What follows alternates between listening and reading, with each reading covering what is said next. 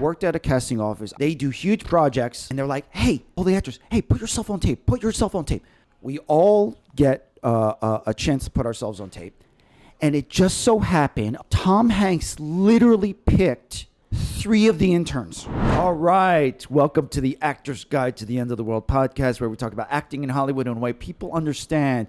I'm your host, Ikon Song, and this is my co-host, Rían Kelly. How you doing? What's up, buddy? What's up? As always, follow us wherever you find your podcasts at Actor's Guide Podcast. We have video on YouTube and Substack. Follow us on all social media at Actors Guide Podcast. Leave us a like, leave us a review. It really helps the podcast, and we really appreciate the ones that we've gotten already, so thank you. On the show for today, we recap a little bit about our conversation with Kirsten Sheridan last week, some things that stuck out to us, a lot of things that we appreciated from all of her wisdom working in the industry. We also talk about a little gem of information Econ has been sitting on all this time that I wasn't aware of, about working with a very famous actor/director in a movie some years ago. So stay tuned for Yes. I love that tease. We have that little tidbit. We also talk about self-tape myths. Yeah, self-tape myths in the era of social media advice, which can be tricky. Exactly. And the pitfalls of that. And self-tape gurus online. So it's going to be a good one. Sit back, relax, enjoy the episode. And now, a word from our sponsor. Does your pet get the yips in auditions? Does your little friend literally shit the bed at callbacks? Welcome to the Royal Academy for Dramatic Barks, where your puppies will be trained by acting legends Ellen Barkin, Mark Ruffalo, and Sir Patrick Stewart. Sign up today. How is the East Coast? Oh, it's always good. I'll get into that. I'm recording once again in the Nook over here. Another shout out for Capital One Cafe. Dude, you gotta stop giving Capital One free publicity.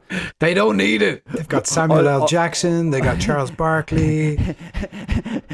Yeah, that's true. They already have plenty of sponsors. It just so happens that they had a grand opening for the Soho location in New York. So a lot of donuts were being passed around. I'm so hopped up on caffeine. It's insane. So let's just get into it. If you guys haven't heard our last episode, Kirsten Sheridan's interview, it was a blast. It was packed with a lot of information. We talked behind the scenes of the films that she worked on in America, working with Cillian Murphy. Anyway, so I figure we could kind of talk about things that stuck out to us. She was great. So appreciative of her time. She was so generous and she was so thoughtful about everything we asked her and just generous in her answers and insightful. It was really helpful to me to hear, you know, her thoughts as a director, as a writer, how she approaches work, how she works with actors. I really enjoyed the conversation, and I'm so grateful that she came and gave us her time like that. And I can't wait to see what she does with the Bow Street, you know, model here in LA and creating a community of filmmakers and actors and writers. And I'm thrilled. Yeah. I'm thrilled that was our first interview. It was brilliant. In all honesty, even looking back on it, there was actually a lot of things that I wanted to ask, or some things that maybe next time. But to hear how she works with actors, it's a type of director that you hope that you have. Creating a safe space, no ego. There's no ego involved in the collaboration, and that's what you hope. And even Kirsten said it's like actors are out on a limb. It's like you hope that you have a director who's really appreciating and really cherishes the relationship with the actor. That, hey, we're out on the limb. They just want to help support. This summer, she's going to be starting this workshop. It sounds like an incredible opportunity if you're in Los Angeles. It's an opportunity to work with a working director and writer, but also in a environment that you're going to collaborate with other actors and maybe other writers. It's like, you know, we talked about it. It just, with LA being so disconnected, and, you know, how often do you actually have that safe space? So I think it's a great opportunity. We're going into the summer. We're going into the period that's slower. You know what I mean? So it's like, of all traditionally, exactly. So of all the opportunities to be, trying to do something and trying to jumpstart something, I think that's a great opportunity, and also in person. So that's great for LA. In person and to just be a part of a community, which I think I didn't know I was even lacking in the way that I was lacking it until I went to Leslie Kahn and realized that like I need that, you know. And I think what Kirsten is doing is all of the things you mentioned, and you get to be part of a community that can support you and that you can be, you know, you can make things with into the future. I think it's brilliant. And talking about ego there, like I know she joked and said I'm a big-headed bitch. I didn't detect an ounce of ego in her. You know, that was in relation to the confidence to direct when she was in her 20s. And, you know, I love her confidence, but I didn't. She was very self-deprecating, but, you know, very, very talented. And I didn't detect a screed of ego in her at all. Yeah. Yeah. I think that's a great point. And also in the other thing is when she was talking about working with Cillian Murphy, who Cillian Murphy had all the, let's just say even at 25, in his 20s, viciously protecting his art and protecting his craft, and her being able to work with that and not take it personally or be feel defensive about it. I mean, there you go. That's the type of set. And that's the type of set and the type of relationship that you hope for. Yeah, and to sort of intuitively understand what an actor needs is, I'm sure, what makes her such a great director. And I can't wait to see, you know, what she does next with the Grace O'Malley project. And it was really great to get that kind of a conversation with someone that talented and with that many years of experience in the industry and with all the things she's made and all the people she's worked with. It was great. And speaking of people have worked with, I found out by accident this week that Econ was directed by none other than Mr. Tom Hanks. I was like, where are you hiding that one? Where are you keeping that one? Yeah, we could talk about that a little bit. So I worked on a Tom Hanks movie, one of his lesser known films, but that being said, it was one of the few films that he directed. It's called Larry Crown. So funny story about that. Tom Hanks is as amazing and giving as you would hope. I got this job because I interned at a casting office. So, you know, this might come up every so often. I know you had experiences interning. These opportunities don't really exist anymore. But back then, I worked at a casting office. I fought to get in because a lot of actors were trying to get in. So just put this in perspective.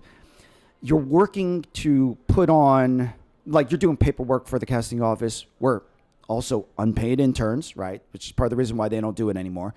And you get to see all these great actors come in and audition. They do huge projects like this Tom Hanks movie. And they're like, hey, all the actors, hey, put yourself on tape. Put yourself on tape. I don't even remember the lines, but he basically works at a Walmart type store and he's the manager and he's looking for his employees. So we're just yelling out lines like, hey, blah, blah, blah. It's $5.99, you know, little lines like that.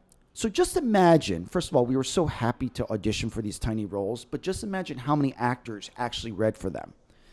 We're interns.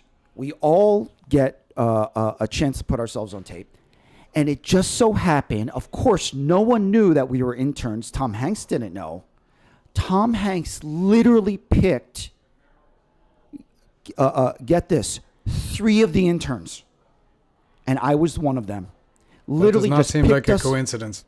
That seems like there's something to reading with actors over and over again and seeing what works and seeing what doesn't. That's a great point. I thought you were going to say that he actually knew that we were interns and hooked us up. But Anyway, so they were very quiet and make sure not to talk about the not to talk to that. We were working at the office because that might be a conflict. Anyway, we were working for a week on set with Tom Hanks. It is a blast. And now here's the kicker. We're waiting for the movie to come out. And most of those scenes are cut. Okay. He found out you were interns. And he's like, get that out of my fucking movie. We, by the way, we even got invited to the rap party, which was great. Oh, that's lovely. Yeah. We were invited to the wrap party. It was a great hangout. Oh my God. It was just like everyone was so loving, and we just took pictures with everyone anyway. So those main scenes, and it's a lot of montages. There's a lot of, you never know what's in the edit. Those scenes, most of them were cut. The opening shot when he's driving into the Walmart or into the parking lot, you see me in the background walking into the Walmart, and you just see the back of me. You just see my ass from like half a mile away, just walking into the Walmart. That's the only part that I caught of myself, right? Okay. But here's the kicker. We were extra worried that we weren't going to get residuals. Fear not, we actually did get residuals for that movie. And hey, that's cool. That's better than nothing. So it's a studio credit. You work with Tom Hanks. And then the other kicker was the credits at the end of the movie. In order of appearance. So it's Tom Hanks and then Econ's song. It is Tom Hanks and then Econ's ass from half a mile away walking into the Walmart, and we're the top of the credits. So anyway, it's a great experience. Dude, that's worth more than your residuals. Did you get direction from him? Did he say much to you? Did you much? In all honesty, a lot of those group shots, montages, it's, hey, let's do this bit, see if it works. Let's do this bit. From what I remember, this was kind of a while ago. It was a lot of playing and exploring. Let's get this. Let's get this. Let's get this. And then ultimately you see what works in the edit. And ultimately, by the way, I should add, this is a two-hander with Tom Hanks and Julia Roberts. So they have this is a rom-com with Julia Roberts. And Julia Roberts, I believe, is a college professor. So they fall in love because he gets canned by the Walmart, something like that. So ultimately it's, hey, they used less of the Walmart scenes and probably gave a little more to Julia Roberts, her world. And then...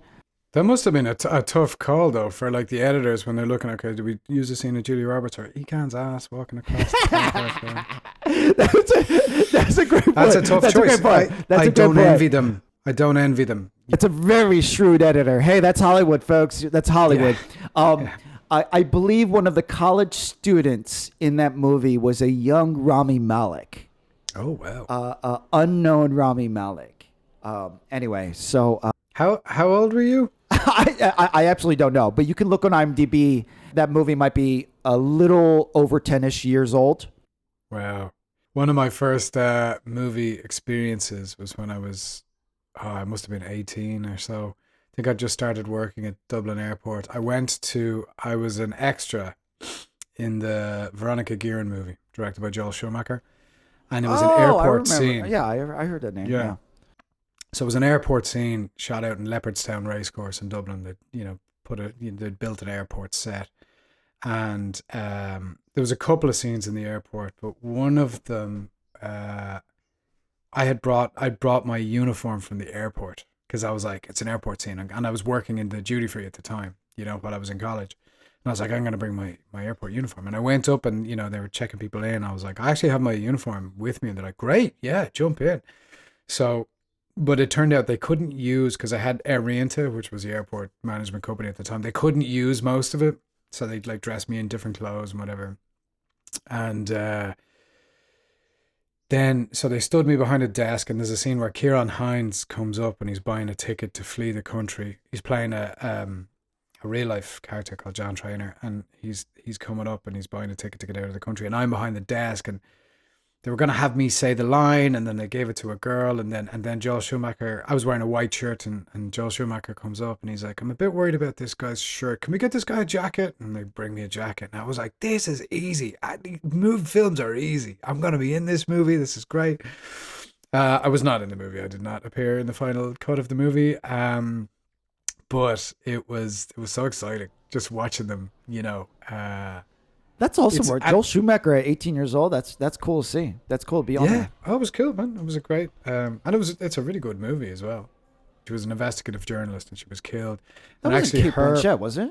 It was Cate Blanchett. Yeah. Oh, there you go. Yeah. Good catch there. Wow. There you go. Who did a very good Irish accent. I mean, she's a brilliant. Yeah, she was a journalist in in Ireland who was an investigative journalist and was actually killed by the head of one of the gangs in Ireland, or he had ordered the killing.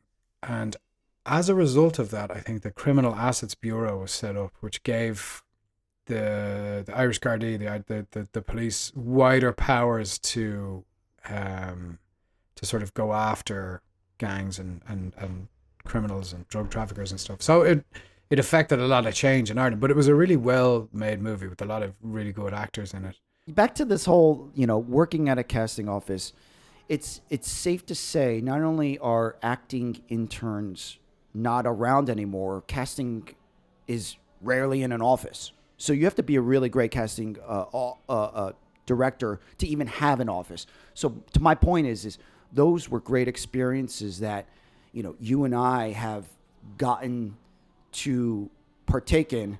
And as an actor now, what is there? That's a good point. Yeah. It's like, you're not going to intern for an office. You're not going to be reading. Like I was reading with stars coming into the office. And so this is how different the game is. There is no interns, and here we're at self-tapes. And what are people doing right now? It's like, you have to be on social media and get on TikTok and start dancing. That's the difference in the game.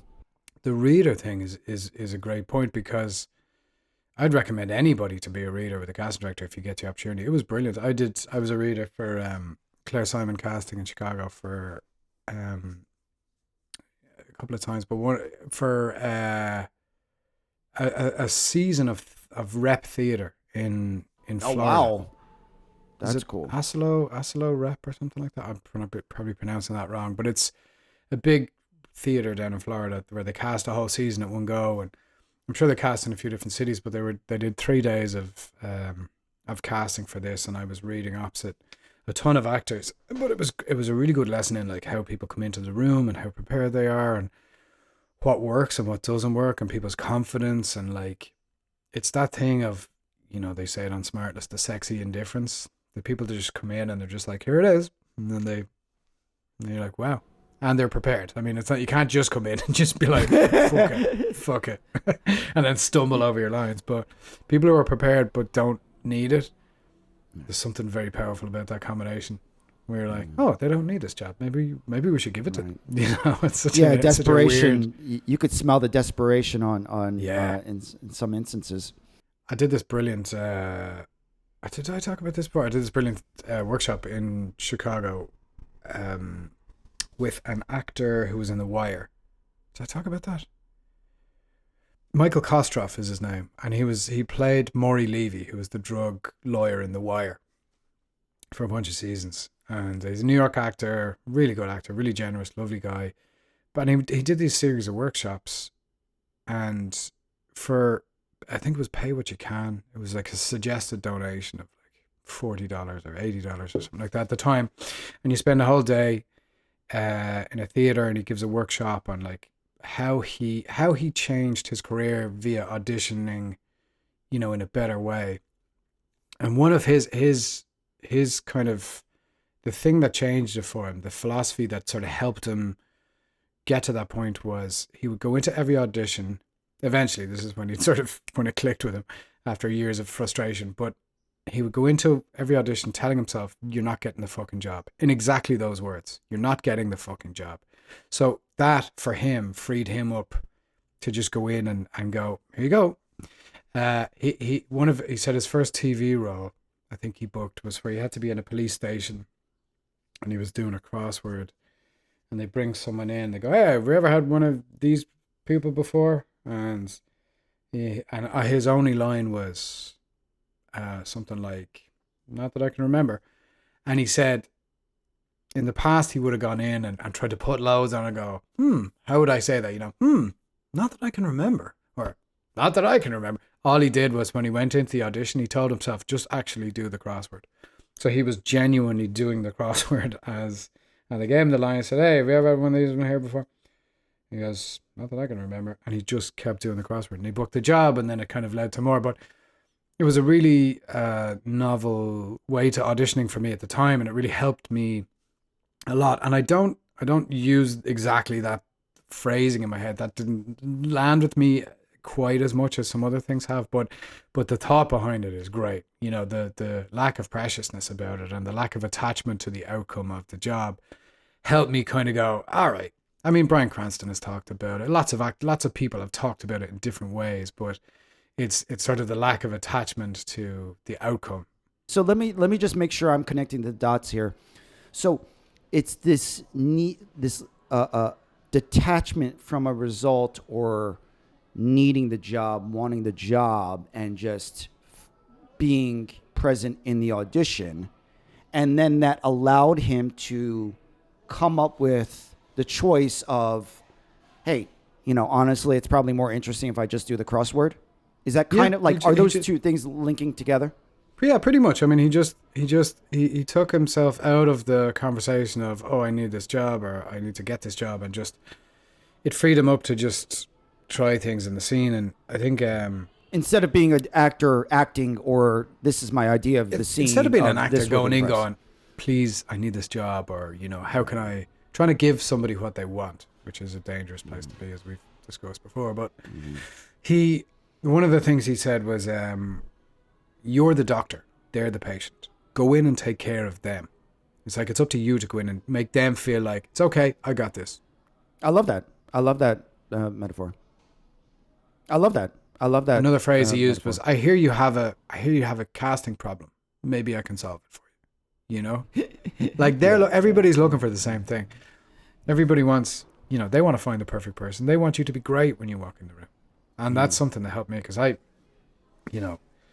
made the mistake of thinking a lot of times that, like, oh my God, they hate me, or like that they weren't on my side somehow. But they absolutely are. Of course they want you to be the best version of that character that they've ever seen. I can see a lot of actors saying to themselves, you're not going to get the fucking job. That negative connotation without the opinion, that actually might discourage some people. That actually might make some people anxious. But it's just funny because he's an East Coaster, and I can easily see that that's kind of like, when you talk about good thoughts and bad thoughts, good actor thoughts, bad actor thoughts in Leslie's. But it's just funny how that's kind of important, is to be able to use that mantra as something that's uplifting instead of discouraging. Yeah, and like I say, it doesn't work for everybody. It didn't necessarily land for me in exactly that way, but I'd never heard anything like that before, and I was like, oh, that's interesting. It's whatever gets you to that point, whatever helps you let go.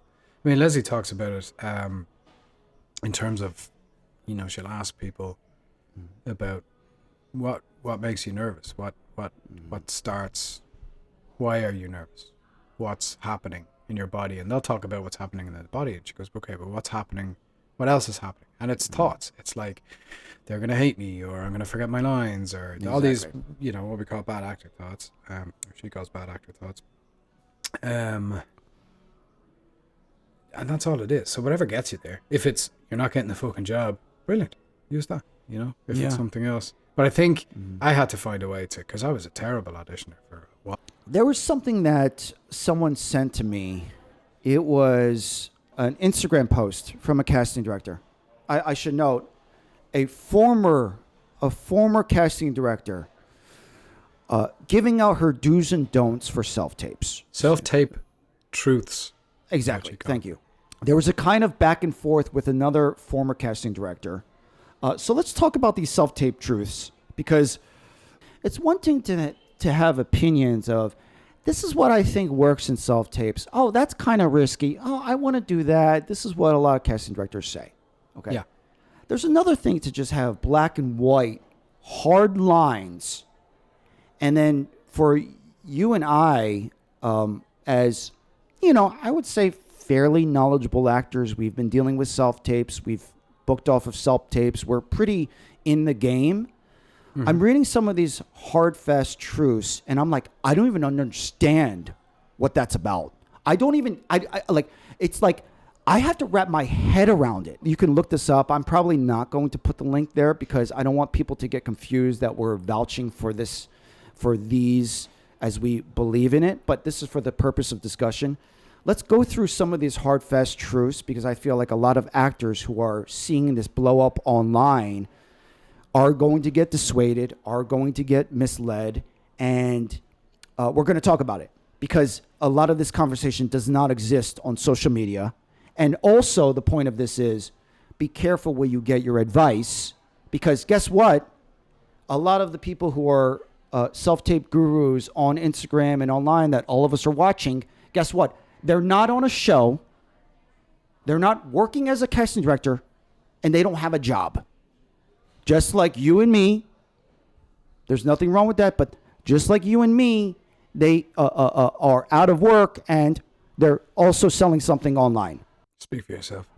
Just be very careful where you're getting your advice, okay? So let's jump into this. So right off the bat, she says, don't use a ring light. No context. Just don't use a ring light, which is already pretty, polarizing. If you don't have, you're lit What's well. What's the thinking behind that, though? I don't understand why. Is it distracting? Is that the... Maybe I want to say sometimes there's a ring light and you could see it in your pupils, that you could see a little the ring in the eyes. You could see the ring in the eyes, which is such a specific issue. And I was like, of all the things that you're going to talk about, that's where you go. I would seriously doubt if that's a deal breaker for most productions. I agree. I agree. It seems. All right, but whatever. Okay, so this is what she said. It's just a conversation. Okay, first of all, I think Leslie would be screaming for about an hour and a half on this point of it's just a conversation. I don't even understand what that's referring to. She means an audition is just a conversation? So that means that I'm going to guess, your self-tape is just so natural that it's like you're actually with someone in real life and you're just having a conversation, which is so bonkers because you have no idea what the scene is. You have no idea what the TV show is. I'm going to guess that, and I'm just speculating here, that what she may mean from that, and I don't know, is that a scene is essentially between two people, a conversation, and to not make it a performance. I don't know if that's what she means.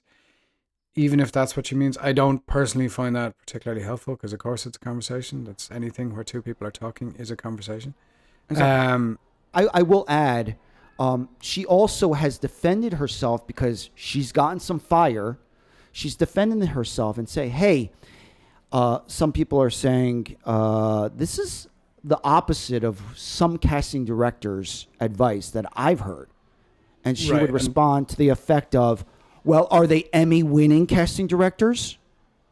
Okay, this is where we are online. And to iron this out, if you look on her IMDb, and here's the thing, we're not attacking anyone, okay? But these are just going through the nuts and bolts of the facts. She worked on a show that did win Emmys that was many years ago.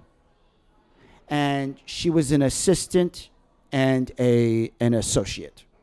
So diving into the weeds here, those are levels of casting directors. There's a head casting director. Under that is the associate. Under that is assistant. And that is kind of what she is using to build up her reputation, making these posts, and then also selling her classes for a successful former casting director. So we just need to preface this that, she's not some random who's not in the industry, but... Yeah, I think I have a few thoughts on this, but one, and we've talked about different casting directors and what they've said on this podcast and, talked about it with each other and among, in the industry. No one person has the answers. No one casting director. It's like Kirsten said the other day, you get 20 actors, you got 20 different methods. Everybody does their thing slightly differently. And that's fine. You know what I mean? I'm not going to worry too much about what one casting director to clarify that, because to clarify that, though, this is actually less about the craft and more about what possible self-tape standards would be, though. No, So I get that's it, the I get it. question. Yeah. Yeah, she has her opinions on how she does her job. And look, she's got experience in the industry. She's done it for a long time. Whatever. Whether or not she's good or bad, I don't know. I don't know if she's a good casting director or not. But Yeah. I think my issue with this is if you're a younger actor or someone new to the business, you could take this as gospel and, it could Yeah. affect what you do and how you approach auditions. Oh, damaging. Yeah. Guess how many people are following this casting director? 21,000. How many people like this post? 500. That's actors around the world saying, yes, thank you for setting the record straight. We love it. And that's why we're talking about this. Because this is the type of misinformation that is swirling around online. But I think that's a good lesson in, don't take anything as gospel, particularly online and particularly where somebody is selling something. Because I'm looking through these things now. One of the top one I didn't realize was it's just a conversation. Okay, that's not very helpful to me personally. You are listening and being affected. Yeah, of course. Don't use a virtual reader. It kills the scene. Okay, that's fine to say. And obviously it's not ideal, but sometimes you have to. You know what I mean? Yeah. Sometimes there's no other option. 100%. So just going through these things, I think anything that's fear-based advice to me, really just I have a reaction to. Anything which is like, the second page of this post is what not to do on a self-tape. Don't walk into the frame. Okay, well maybe in some instances that the scene requires it. Or, it would make it more interesting. Don't make, in quotation marks, bold choices. I don't know what that means. Don't Good make God. bold choices. I know, exactly. Let's talk about that one a little bit. How do people use their words when they say a bold choice as an actor? What does that even mean? Right. I don't even know what that means, and I don't think we have to talk about that. I'm just saying that be careful how you use your words, and context is everything. So I completely agree. Don't make bold choices, even though it's in the script, it's written in the script, it's written in the scene.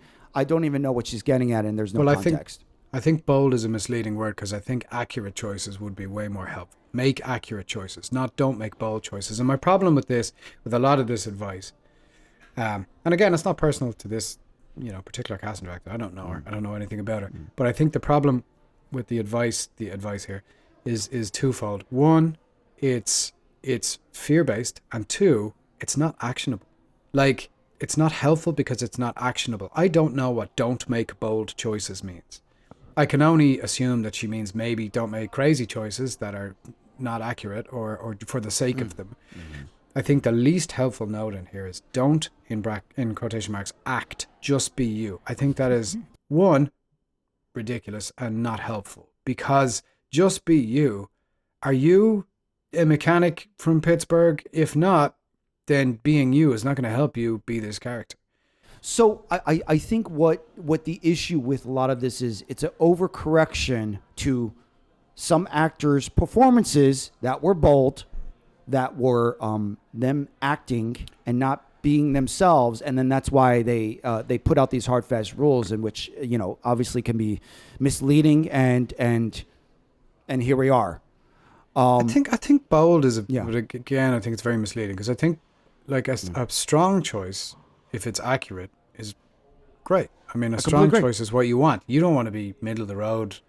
I fucked around for a lot of years just trying to be myself in auditions and being very natural and believable. It wasn't especially helpful for me because it wasn't character based. 100%. I was 100%. bringing me to the role, which again is very vague and not actionable, but also very unhelpful for me personally. It's you're playing a character, so play that character. And also the character that was written, a lot of actors are portraying or acting their idea of their character or what they would do. And the irony is sometimes the bold, crazy choice is the one that the writer wrote for you. The one that the writer wrote for you, and just doing what they're asking is actually going to set yourself apart from all the other actors. And that's the irony. But I tell you, I was talking about this with some friends the other night, arguably the greatest character actor of all time, Philip Seymour Hoffman, made some incredible choices in some of the roles he's played, and some of the characters he's played. Just some brilliant choices. There was a guy who made bold choices all the time, but they were accurate for the character that he was playing. And I don't know. I don't know. That's if a really anyone's great ever point. Done it better, you know? Yeah. So the love that. fear-based advice of like, don't make bold choices. Don't walk into a scene. Do. If it's accurate to the character, do it. Exactly. Don't be fearful. I think fear is such a killer in this industry, because if you go in with fear loaded in your mind, you're trying to give somebody a version of the thing, you know, a version of this character that you think they'll like, and you're afraid to make mistakes. And I think it's just a terrible place to be for a creative person, for an actor, an artist, if you want to call it that. You know, go online and go on YouTube and look up actors' audition tapes, like famous actors' audition tapes from different roles, and see, some of them are not well lit, some of them are not, you know, they're in distracting background, some of them break all the rules that people talk about, like this casting director has mentioned here, and they still got the role because they were playing the character. They were playing an interesting, you know, lived version of that character. I love that. And just on that note, some ones that famously stick out. Aaron Paul is reading for Breaking Bad, drops his line and stays in it, and obviously got the role, and he's a great actor. So we're going to put that link in the description. Also, Amy Adams. Oh yeah, Amy Adams. Amy Adams. That's it. Amy Adams in Junebug. She, you know, hilariously drops it but stays in it, and she's a great actor and also booked that role. So we're going to put those are famous auditions to look at. And I think Emma Stone in... I didn't realize that she fumbled something. No, not fumble, but when you see her audition tape, it's like not a classic. Her Easy A audition. Yeah, that's the one I'm thinking of. Like, she's just in a bedroom. The lighting's not great. She's sitting on a bed. Yeah, I agree. I don't think there's anything wrong with that. The camera. It's a brilliant audition, though. Yeah, I agree. I don't think there's anything wrong with that. It's a brilliant audition, though. So that was great. Let's do hidden gems real quick. Oh God, hidden gems. Yeah. So Rían, hidden gems. My hidden gem. I actually just got a chance to go to this museum. It's in Astoria, which is a small little area in Queens. The Museum of Moving Image. If you haven't been there, it's a little out of the way from actual Manhattan, but it's great. It is a museum specifically for film buffs, movies. They have a standing exhibition for Jim Henson. Blow your mind. He does the Muppets. You could spend all day there. Oh, by the way, it's free every Thursday starting at 2 p.m. So this museum is amazing. Jim Henson, the Muppets, Fraggle Rock, goes through his whole history. But they have a special exhibit right now for Mission Impossible. They have a whole setup for all of Tom Cruise's stunts through every Mission Impossible. I will hopefully be putting together a video and throwing it on my YouTube soon, but we had way too much fun over there. Anyway, so you see, it's just a huge exhibit for Mission Impossible, which is out right now. So anyway, that's a great museum. If you get a chance to go out to Astoria, check it out.